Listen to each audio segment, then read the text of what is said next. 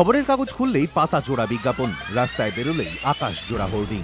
High rise অভিজাত আবাসন থেকে মধ্যবিত্তের মাথা গোজার ঠাঁই, ফ্ল্যাটের ছড়াছড়ি। কিন্তু কোনটা কিনবেন, কি দেখে কিনবেন? মাথার ওপর একটা ছাদ নিশ্চিত করতে গিয়ে রাতের ঘুম উড়ে যায় মানুষের। চার দেওয়ালের স্বপ্ন পূরণ করতে গিয়ে প্রতারিত হওয়ার দুঃস্বপ্ন তাড়া করে বেড়ায়। এবার ঝেড়ে ফেলুন সব চিন্তা, ফ্ল্যাট কিনে ঠকে যাওয়ার দিন শেষ।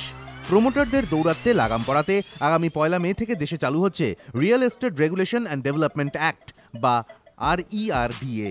কার্পেট এরিয়া বলে সুপার বিল্ট এরিয়ার টাকা নেওয়ার অভিযোগ প্রায়ই ওঠে প্রমোটারদের বিরুদ্ধে।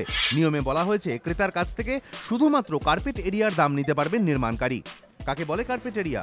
ফ্ল্যাটের যেটুকু অংশে থাকা যায়, অর্থাৎ ফ্ল্যাটের 4 দেওয়ালের ভেতরের মাপকে বলা হয় কার্পেট এরিয়া। সংশ্লিষ্ট মহলের মতে নতুন এই নিয়মে দৌরাত্ম্য বন্ধ হবে প্রমোটারদের। এই ডেভেলপাররা কার্পেট এরিয়ার বাইরে অনেক বেশি কমন এরিয়া তৈরি করে দেন, সেটা কিন্তু বাইরের পক্ষে একটা লায়াবিলিটি। কাজেই মাঝখানে একজন অডিটর থাকলে তারা কিন্তু এই কোয়ালিটেটিভ জাজমেন্টটাও করতে পারেন এবং বায়ারদের হেল্প করতে পারেন। Buyer is getting the definite completion time.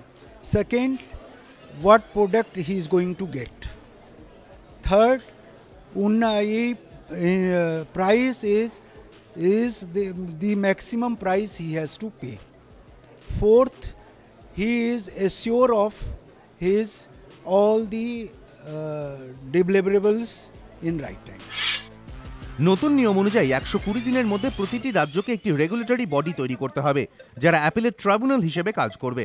Promoter ক্রেতার কাছ থেকে যে টাকা নেবেন, নির্মীয়মান ফ্ল্যাটের কাজ শেষ করার জন্য তার 70% টাকা একটি আলাদা অ্যাকাউন্টে রাখতে হবে এবং সময় মতো কাজ শেষ করতে হবে ডেভেলপারকে। 5 বছরের মধ্যে কাঠামোগত ত্রুটি ধরা পড়লে তা সারিয়ে দিতে হবে ডেভেলপারকেই।